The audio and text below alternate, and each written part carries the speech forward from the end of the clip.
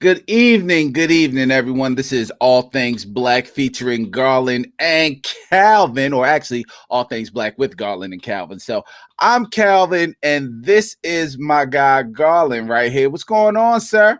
Man, I feel like that woman that put Gorilla Glue on her head. That's been a crazy day. First of all, but go ahead. It's go all ahead. good. It's all good. I mean, hey, you can't explain that. That's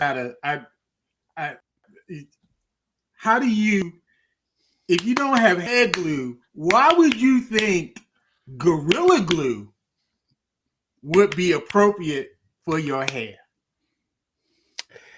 Listen, you can only buy Gorilla Glue either in the hardware section or the arts and crafts section. So I don't even know how she made the mistake, but I'm just trying to tell all you people with hair, if you don't want to take care of it, bring it over to a brother right here, because I will take care of your hair for you on my head. Trust me, I need the hair. So I need y'all to stop. See, people that the people that get the richest, they waste the most. I cannot believe she did that with her head, man. I just can't believe it, man. Hey, man. I want to tell the people again, this is All Things Black with Garland and Calvin. You can find us on Facebook and YouTube at All Things Black with Garland and Calvin, or Twitter and Instagram at ATBWGANDC, and that stands for All Things Black with Garland and Calvin. Hey, man, listen, Garland called me earlier. Garland said, man, look, I quit. I don't ever want to come back. And so you're going to have to figure something out. So that's right. I went and we need to have an impeachment hearing for this last music challenge anyway, because I need the lawyers that are debating the case to impeach Donald Trump. I need them to work with me. That's not even right. That's not right. I mean, let me pull. If you want, have it sitting there. I just happen to have the Music Battle Championship belt sitting right here, and if you wanted to talk about it, I did. You know what? Let me do this, because you want to have an impeachment trial so bad. Let me bring in your lawyers for you, because I know they're going to help you. First of all, let's start here, because we know that all you're going to defend is that you didn't play the right songs. You ain't even going to say that you won. You just going to defend that you didn't play the right songs. And let me bring in your first lawyer. Your first lawyer is this dude from Jersey. That's supposed to be my boy, but clearly he is your boy now. And this is our boy, Deshaun. What's going on, Deshaun? And much. How y'all feeling? We good, man. I'm gonna bring in your second lawyer. Let me bring in your second attorney. This is Glenda. What's going on, Glenda? She done put the glasses on and everything. But Glenda is city forever. You better be Glenda will vote my way. She'll go against the insurrection. She'll hold you accountable for playing them trash remixes. I have nothing against elitist people that went to city or poly. I have nothing against them. Why we gotta be elitist though? Why we gotta be elitist? Hey everybody, I want you all to definitely give a warm welcome to Glenda Cress and Deshaun Murray. They are here helping us out today. And we might get some co-hosts from time to time, some of our loyal listeners and loyal followers, because we definitely like to hear your opinion. So give them a warm welcome and let the church say amen. Amen. Amen. Amen. Amen. Hey man, let's get started in here real quick, because we only got a little bit of time, so let's get started. Because Garland quit on me, and now he won. Garland like a jealous girlfriend. When I told him, "Oh, don't worry, I got somebody to take your place." Matter of fact, I got two people to take your place. Garland was like, "Yeah, I'm gonna come back, but I ain't gonna like it." So I had to write up the little synopsis. So I'm gonna go ahead and jump right into this real quick. Hey, so after all of these weeks of their COVID issues and the set of This Is Us, They finally came back last night with a new episode. We have been watching repeats for the last 3 weeks, but they finally came back with a new episode. And we pick up where we ended on the last new episode, which was Kevin's wallet being at the site of this wreck. So is Kevin okay? Everybody wanted to know, was Kevin okay? Now, we know if you keep up with the show, we know he's not dead because we definitely see him later on in life. But we will find out in this episode how much damage he suffered to his body. So they go back for us, and we catch Kevin practicing his lines for his movie that he finally did get after him and the director were getting into it. He had a little short convo with Kate, and they had a little comedy session going on, which I didn't really think that was that funny. But as he was walking to the set, he gets a call from Madison, and Madison tells him, I'm having these labor pains, and I don't think they're Braxton Hicks because I've had them before, and this doesn't feel that way. So Kevin's in a situation now. You can see it all over his face, and you can see it in his eyes. Should he go on the set with the great Robert De Niro, or should he head back to LA to be there for the birth of his twins? Of course, Kevin decides to go to LA to be with Madison and the twins. So we pick up his journey to the airport, and Miguel and Rebecca are trying to find him a direct flight or a coach flight. It doesn't even matter what kind of flight. But while they're trying to do it, he's driving recklessly down the highway, which could be the cause of the accident that we saw earlier. Well, also on this journey, Kevin blows off his agent. The director calls him, and Kevin tells him, nobody cares about your little funky ass movie anyway. You can take it and shove it up your... Anyway, but as Kevin's rushing to the airport, he comes up on the accident that we saw earlier. So we find out that Kevin was not in the accident, but he goes down and he sees there's a man in trouble, and Kevin jumps into action. He gets the man out the car. He puts the man in his car, and he's rushing him to the airport. Now, in the process of doing that, Kevin loses his wallet. So when he gets to the airport, he's begging this sister to get on the plane, and the charm just does not seem to be working. So does he get on? Well, we'll find out in the next episode. But while they're doing all this and showing us all this, we also go back and see a young Jack with his father, and we see a young Kevin with an older Jack, of course, because we're always going to see the older Jack. But we can talk about that again later, because you know how I feel about always seeing Jack in an episode. You should never killed him off in the first place. But anyway, Jack has his own issues with his dad because of the pressure that he's been feeling to be a star pitcher and all the other things that we've seen over the weeks. His father being an alcoholic, him feeling like his father is too hard on him and not loving him. But Jack also starts to think that maybe he's putting a little too much pressure on Kevin also, because he sees that Kevin doesn't seem to be really into this quarterback thing. So my first question to the panel: has anyone ever put too much pressure in your life, and how did you handle that? Let me start with one of our guests, Deshaun. I'll be honest, I played sports as a kid, but I was lucky. My parents, they didn't really put too much pressure on me. I was the oldest, so I was always the first to do everything before all the other, well, it's just me and my sister, but so I didn't really have that pressure. But I'll be honest, when I saw this part of the episode, I even pulled my son to the side and said, when you get older, if you ever feel like I'm putting too much pressure on you, let me know, because I know I'm highly competitive. Thank you for showing up, son.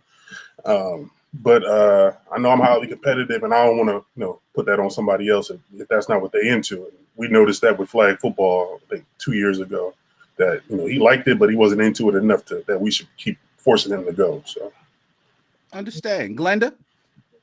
Not really. The only thing I can think of is with piano lessons. Like, they really wanted me to continue it, and I was just like, after a while, I was like, "Can I please stop now?" And that was it. But I never played sports.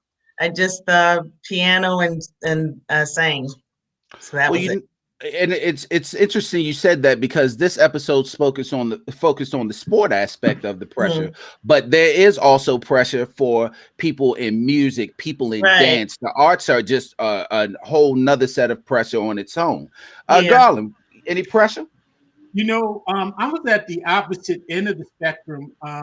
my mom, who really raised me and my sister for much of our years, she was the breadwinner in the house and she worked. She was a beautician, and so she had very long hours, and so it was very rare if she ever showed up to a game or an event unless it was, late in the evening or possibly a weekend.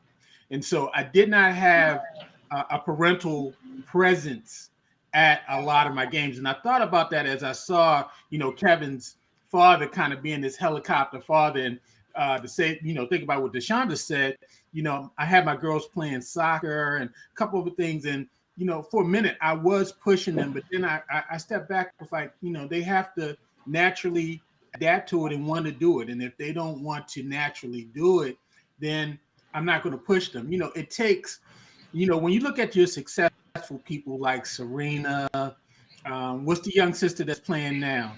Coco Gauff. Coco, Tiger, people like that. The parents, if you look at the parents, they're very oppressive. Mm-hmm. They push them hard. They don't let them have any other type of life. And, you have to, if you're trying to make your child a star, that's pretty much what you have to do. But, I think it just stifles their growth. And if that's not naturally what they want to do, if they don't have a love for it, then, why are you doing it? And so sometimes you're just doing it for your own self-gratification, because either you missed out on the opportunities to play, or, you had these fantasies like, like the uncle from Napoleon Dynamite, Uncle Rico, throwing touchdowns and stuff. And so, that's what usually happens.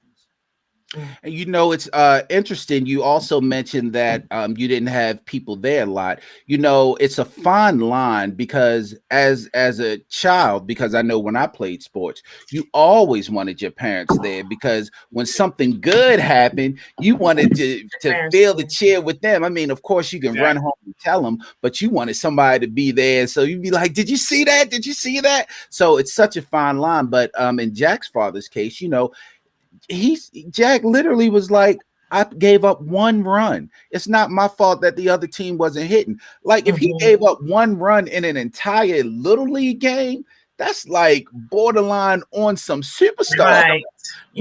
Giving up one run in an entire game is the equivalent of Lamar Jackson running for 10 touchdowns, but the defense gives 11. Like, it's like, I did everything I could do. Like, it's their fault. I think he was jealous of his son. I think he was totally jealous, because how can you say that as something that's a deterrent? Like, you gave up a run, like one run. I think he was totally jealous. He was super drunk and he was super jealous. That's what I think. And that super drunk is really embarrassing. It reminds me, Calvin, of that movie Waves. I think of the father. Yes. It's funny because the same. And that was Randall. Randall. Waves. If you haven't seen Waves, and I can give it away because it's not a great movie. You have a parent who's an overbearing parent. His son is a star wrestler, and he is pushing him. And after the match, he's got him in the garage working out a toss and all this other stuff. And I think that's the extreme end of the parents of those people that, hey, I didn't get to do it. I'm gonna teach you, and this is what so you wanted to do this, I'm gonna drive you. And then you have somebody like, hey, if you like it, you like it. And I remember I coached my youngest daughter's soccer team, and the parents, they used to bring the kids, and I mean, they would be playing with the flowers, and they wouldn't be paying attention, some of them. But one of the parents was like, I really made my daughter join because another player lived next door to her, and the parent thought it would be good to get out the house with the girls, and so they just registered on the same team.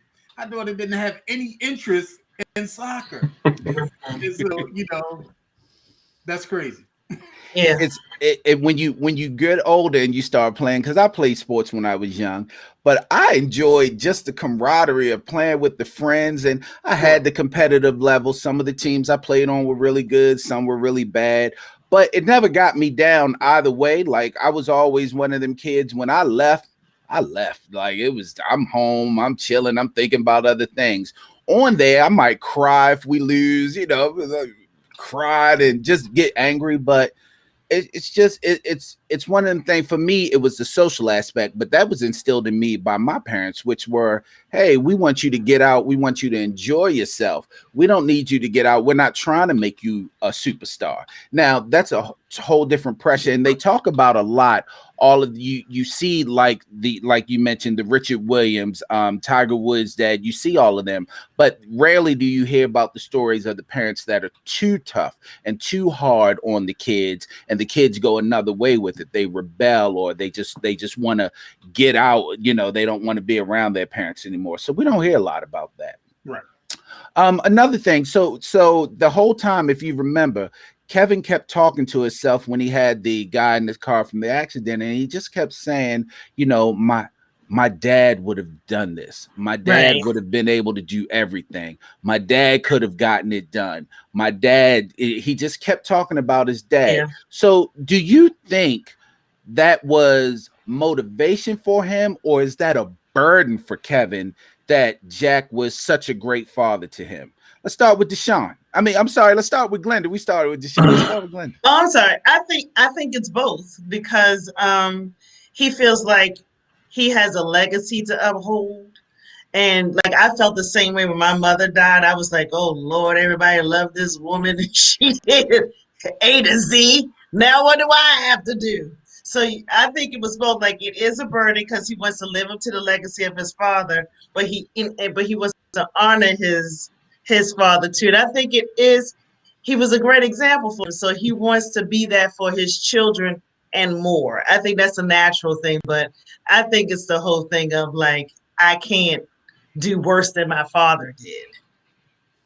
So it looks like it's a burden also. Yeah, it's it's both. motivation, but both. It's motivation and it's a burden. That's what I think. Deshaun, what do you think?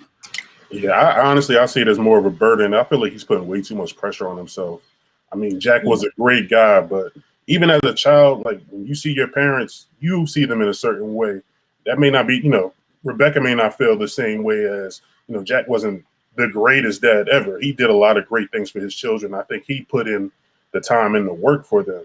But at the same time, you got to understand, like, they went through things in their relationship, and I'm sure she may see it through, like, depending on the lens that you're coming from, it may look different. But I think he's putting way too much. Like, he's had a great life. He's successful. He's he's paid. He has money. He's rich. He can travel where he wants. And like the gentleman said in his car, like, you're world famous, you're rich, your kids are going to think you're a rock star regardless of what you do.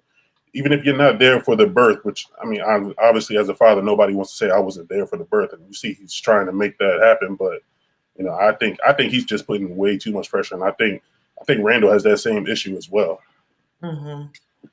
Garland? Yeah, definitely. I think, what happens, I see it a lot where, you don't have, maybe you had a parent who was great, or it's also the opposite too, when you had a parent who was bad and you are going to be super parent to them.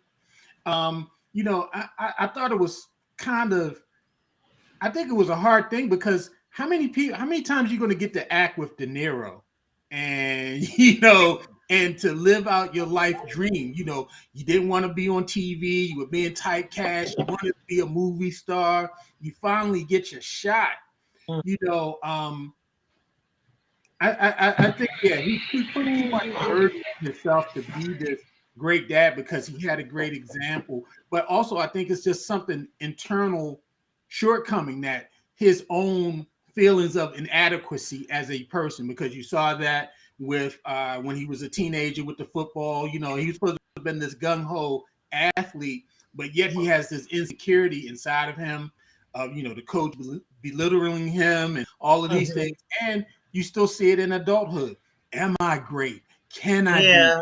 And all those things. So I think that's his psychological makeup, the character psychological makeup of this inadequacy. And I have to prove to all that I'm the best. Mm-hmm. Yeah, and and piggybacking on what Deshaun said, they're also living two totally different lives. Kevin is this worldwide star, so it's a lot more difficult to be there all the time and do everything for your kids when you are traveling the world, because that's your job. It's not a choice necessarily. This is a necessity. Jack was a salesman. Jack could come home every night, so Jack could be there for his family. So I think it's a burden. I think he wants it to be motivation for him, but I think with the way he's going about it, he's making it a burden.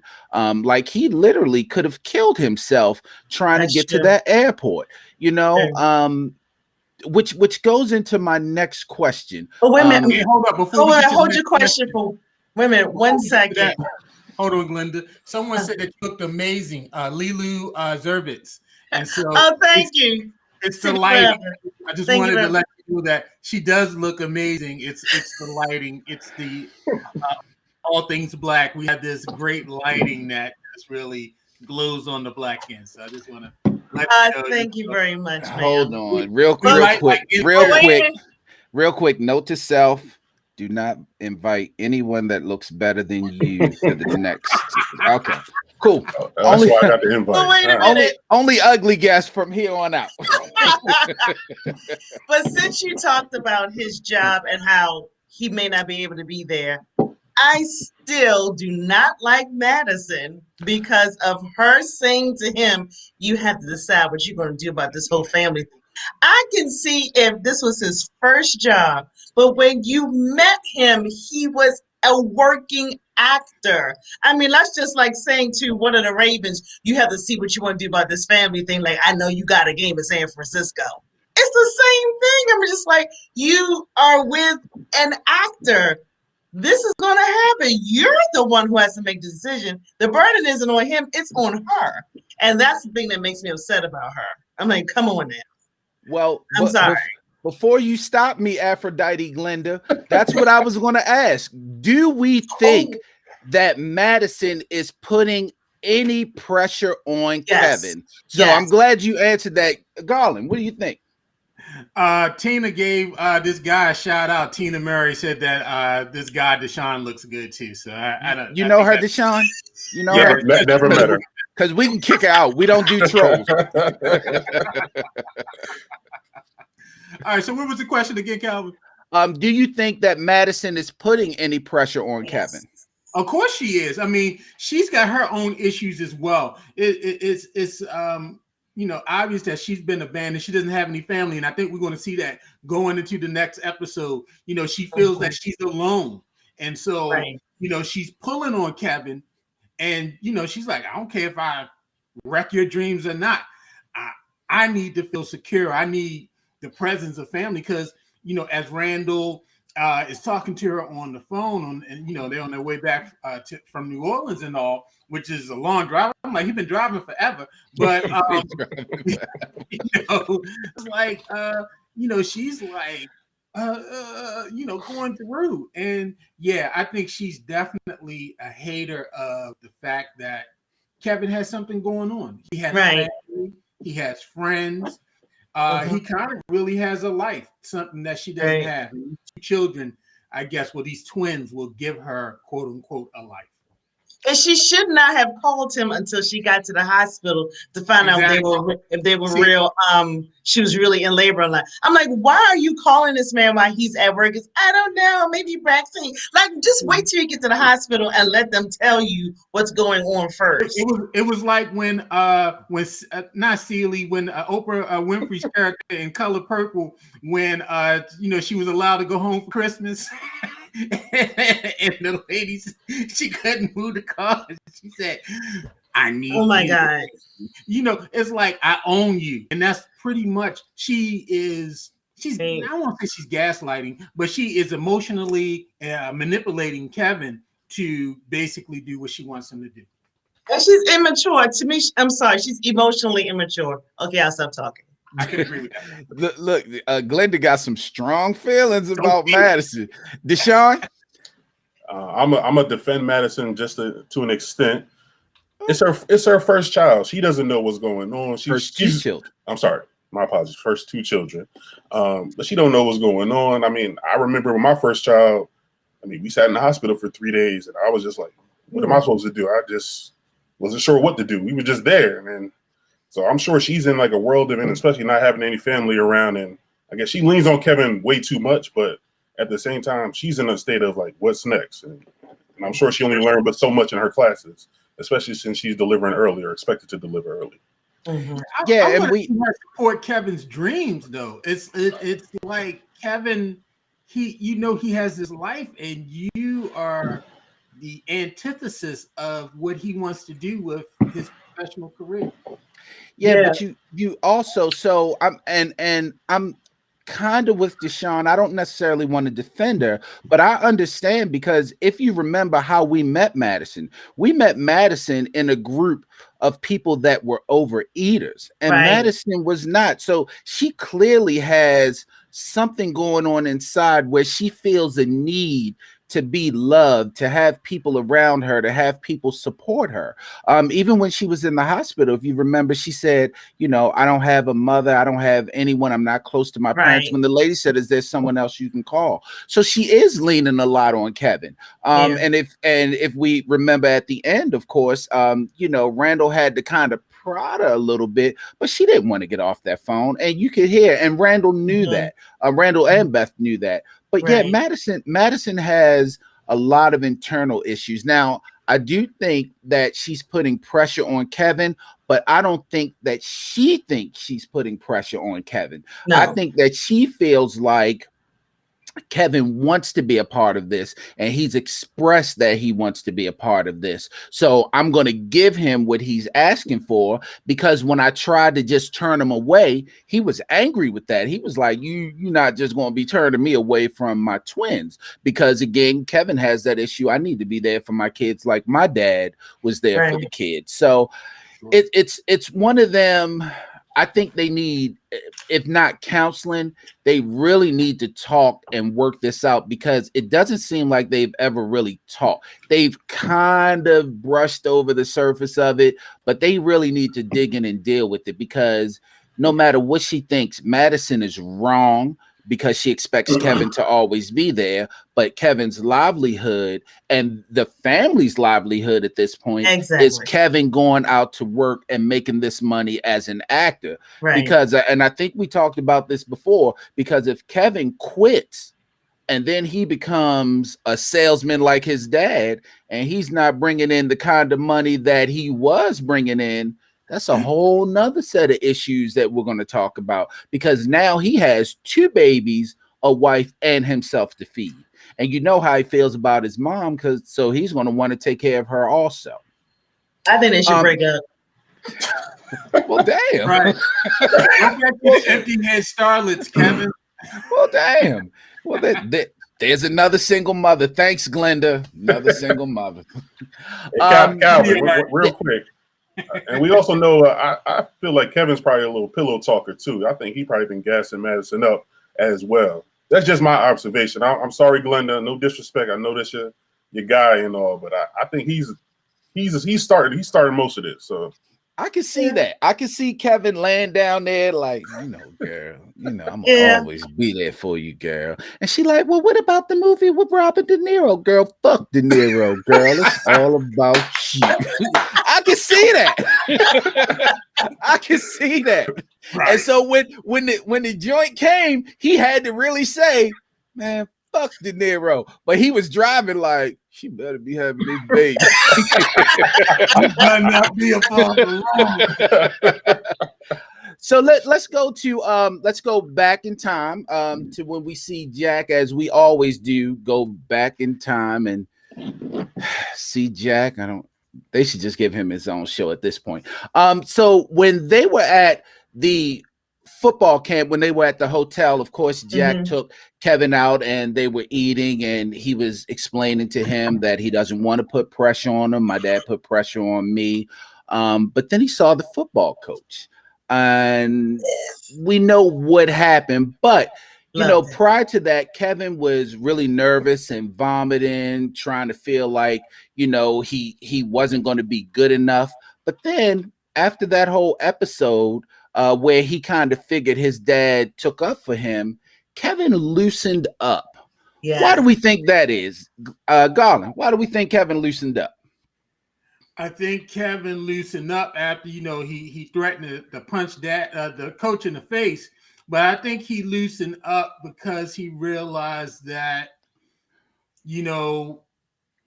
I want you to be a guide. I want my son to succeed, but I want him to do it on his own terms. I want him to feel comfortable doing it on his own terms, not that I'm forcing him, not that he's trying to live up to the expectations of others, but that, this is his life's desire. This is what he wants to do. And so, I think that, after he, saw old boy in the bathroom and he kind of, like, yeah, you talk to my son like that again, I might have to bump up into you real quick.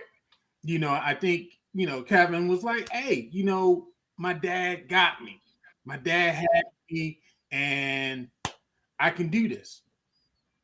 That's just the greatest thing you can have in the world is your parents' confidence definitely supporting you. That, if don't nobody believe in you, at least your parents going to believe in your dusty butt. Deshaun? Well, honestly, I think he loosened up because, like, he even mentioned Jack never talks about his relationship with his father. So to kind of get an understanding of how he grew up and, how Jack kind of went through same things, and now that he's almost seeing himself doing that same thing to Kevin, he's like, all right, now my dad's probably going to be a little cooler. I can go out there. I can be loose. It's just me having fun playing the game. Now that the coach is off my ass too. I'm sorry. I don't know if we allowed to curse. My apologies. What? Did you just hear me say fuck De Niro? You did. My apologies. You didn't hear Calvin cussing earlier? But yeah, I think now that the coach is, the coach kind of almost like paid him respect. And I know Jack said, like, I didn't do anything or I didn't say anything. And maybe Kevin's thinking like the coach is just giving that to him on his own. But I think it does help him loosen up. Just like I can relate to my dad and, my dad's perfect. And if he went through it, I can definitely go through it and still, persevere. Most definitely. Glenda? The reason why he loosened up is because he overheard when his father said, you're making him soft. When the mother and father were talking, he said, you're making him soft. Then when they went to the hotel, he told his father, Randall is a genius. You feel like all I have is football. And if I can't do this, I don't have anything. And then his father said, that's not true.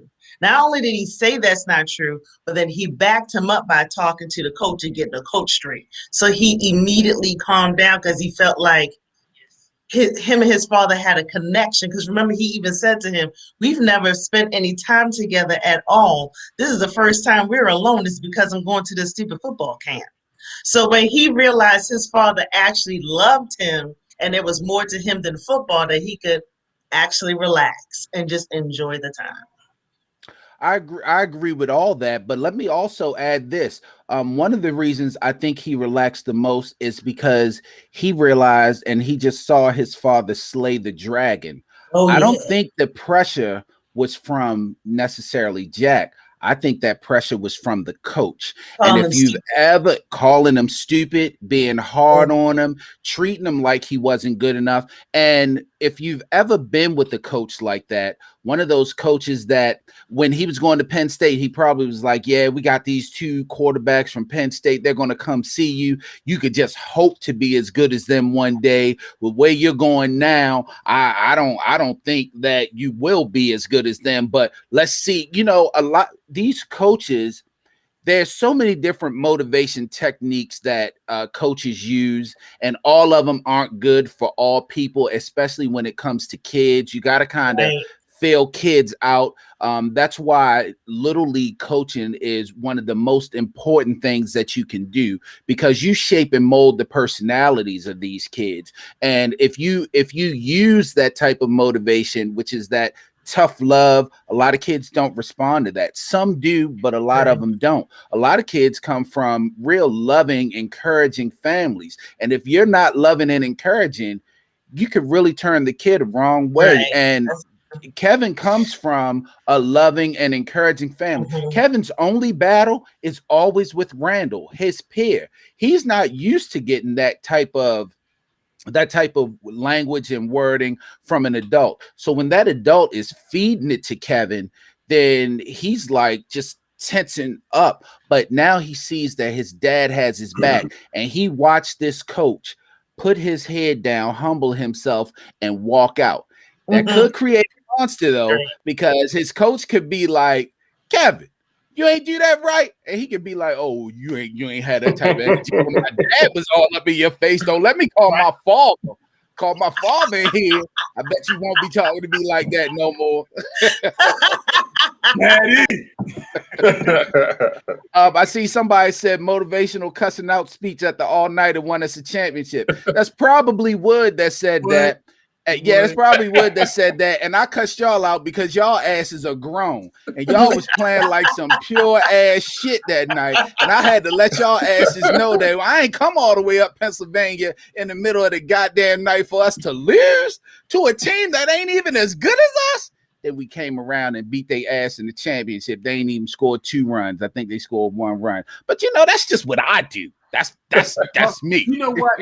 Let me say this, Calvin, because one of the Republican supporters on here that was voting in the last music battle talked about I play all these explicit songs and stuff. One of these Republicans, Katina Coates. You know, that's not right, Katina. You know that in a lot of these battles, let's not even talk about the in-between music when we taking a break. The DJ, I don't know what the DJ be playing on these break times. But anyway, we talk about This Is Us. We go talk First of all, that's title. So blame Beyonce and Jay-Z for that. Secondly, Garland, Katina, and I are still in here praying after that music that you played because we have not been able to get that, cleanse that from our soul yet. Like, yo, Kai needs to be arrested for it. I don't know, but anyway. All right, Cal, can I ask one quick question? Yeah, absolutely. Thing? It might be cultural, but medium rare steak is that a thing? Yeah, absolutely. Your steak should be medium rare or medium well. I don't really like steak like that, so I'm asking. Medium rare or medium well at the most. Medium well. Okay. Well done steaks are dry. You want to get the juices flowing in the steak. Right. That's what it's for. You want to get the juices. I'm a medium rare person. I try medium well sometimes on my burgers. If they ask me, I'll do medium well on the burgers because I don't necessarily want the blood while I'm eating the burger. But I'm a medium rare person. Yeah, well done is too much. I've converted my wife into she does the medium well now. She doesn't do medium rare, but she was. If you eat steak well done, you're not doing it right. You ain't getting no flavor. It ain't no juices from it. Right. You just feel like it's a rock in your stomach. Yeah, exactly. Yeah, exactly. And excuse me, Katina, if it ain't pink, it ain't right. So you know.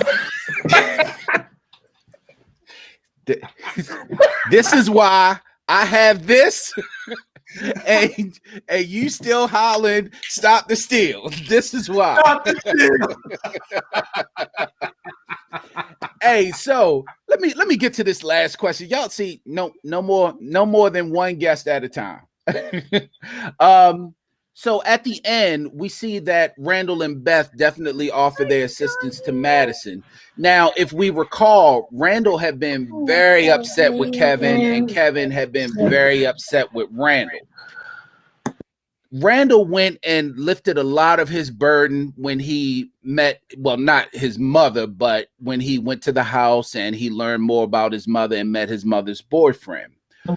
So do we think that because remember, Randall made the call to Kevin and Kevin was just too busy at the time. He had a lot going on.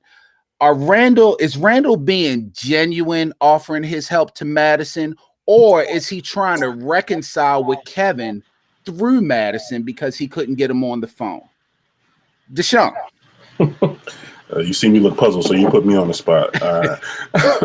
Honestly, I think it was genuine. I think he understood the situation and he saw how frantic Kevin was when he called him and how he was like, I need to get off the phone. I don't think he took it personal that Kevin didn't want to talk to him at the time, but that's got to be a pressure situation.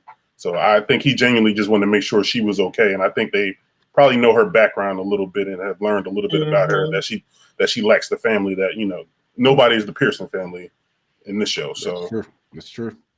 Glenda? Yeah, I think it's 100% genuine, especially because, you know, we all love his wife. So she was probably the one who was like, you think we should give her a call? Now be ready. We might have to stay on the phone with her. I wouldn't be surprised if she was the one who told him to call. So I think it was 100% genuine because Randall, he don't have time for nonsense That's and true. stuff he don't feel like doing. I don't think most men do. Like y'all don't. Y'all want me on the phone, Glenda. You want me to stay on the phone with you? Yeah, y'all want me doing that to me. No, you good. I'll call you back in 2 hours to make sure you're all right. Exactly. Let me know how you do at the end. But You yeah. ain't gotta call me. Just text me. Let me know shoot me you a good. text. But yeah, it was Garland? genuine. I think that when I look at Randall's character, he's a mender of relationships, and so I think it just really fit that character's identity. He's a mender. He's a person that he'll get pissed off, and he might kind of take a break from something, but usually he's the person that kind of opens up the circle and pulls people back in.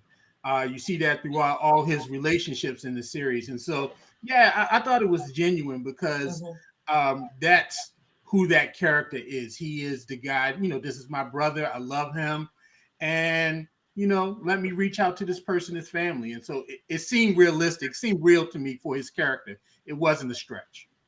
Yeah, I think he's being genuine also. And I also think that he probably realized that the argument between him and Kevin was trivial. Like it was so much of the burden that he was holding on to, and possibly some burdens that Kevin is holding on to, because that common denominator is that they both love their mom and they want the best for her. So they just have a difference of philosophies, how it should go. So And Randall I think didn't know who his mother was. And so now that he knows who his mother is and he has that foundation, I think he's able to also see a little bit more broadly now that absolutely. He has a sense of self.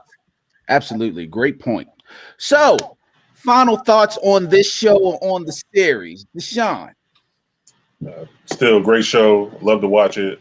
I haven't been as active. I haven't caught it on the night of, I guess, in at least a month or so. But great show. For a month. Yeah, but I mean, looking forward to the next episode, honestly. And I'm leaving Randall alone this week. He did a good thing, so I'm off of it. Glenda.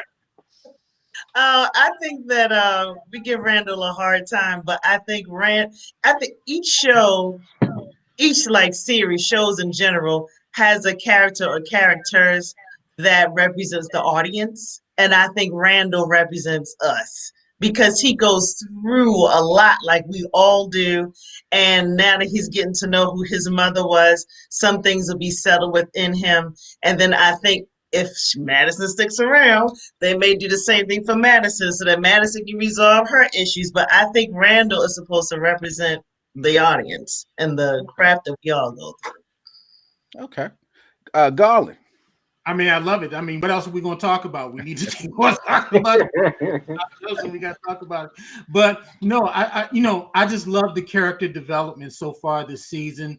I'm glad that we got to see Randall, finally get to be whole in the sense of his family background.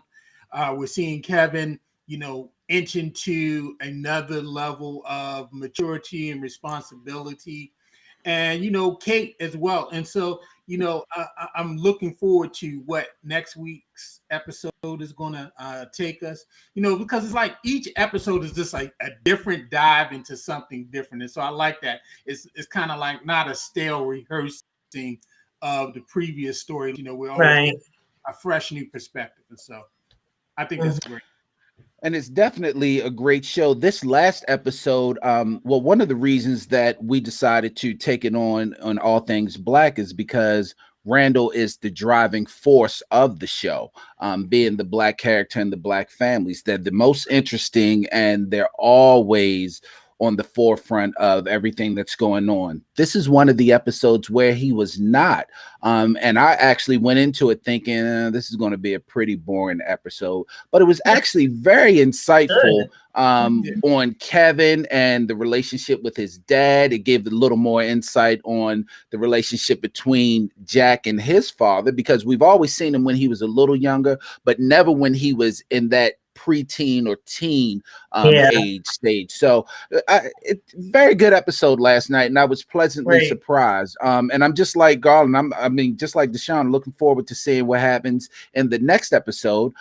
Because you see that Rebecca is now talking about wanting to be with the kids, and she seemed to have had a small bout with her disease when she was looking for the flight. And it kind of brushed over on it, but she seemed to have had a small bout with that. So I'm definitely looking forward to next week and seeing how that is. I want to thank the two of you for joining us, but don't go anywhere right now because Garland mentioned this. Garland just said, what else are we going to talk about? Well, family, me and Garland are at a crossroads. Next week, Queen Sugar starts. And it starts, Garland, I thought it was 9, but it's at 8 o'clock. So next week at 8 o'clock, Queen Sugar starts, and we still have an episode of This Is Us. But also, the following week on Thursday, Snowfall starts. So me and Garland are going back and forth like, should we do Queen Sugar or should we do Snowfall? We're not sure because both of them are great shows. This is what we've decided to do. We're going to take a poll, and we're going to take a poll to see what our audience not wants like to the hear Zoom music about. battle polls. This is a real poll, y'all. We're going to see. We want you all to vote on now we're going to do it in conjunction with This Is Us until This Is Us is over, because we're not going to cut This Is Us off.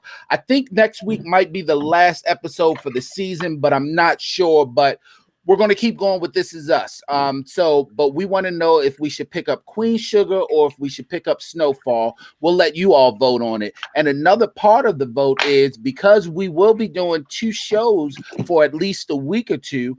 Are we going to do 2 separate broadcasts, or are we going to do one broadcast and dedicate a half hour to both of them? Because we don't want to do a 2-hour broadcast that just gets a little too long. So we're going to put that out on a vote for everybody. So we definitely want you all. I'll put that vote up tomorrow, that poll up tomorrow, so you all can vote on that and let us know which ones we should do. And hopefully, whichever one we do, we'll still remain with our same audience and get some new people in, and you all will enjoy it. I definitely want to thank Deshaun. I want to thank Glenda. We're not going to have any more good-looking people on here because, listen, Garland, we can't have people in our chat talking about somebody else like that. Exactly, bro. I got to tighten my joint up. You know, I'm the only lady here. Listen, it don't even matter. Feminine energy. Hey, Garland, let me get some of that Gorilla Glues. I see that your name is Gorilla Glue G. Oh, now you stop to steal.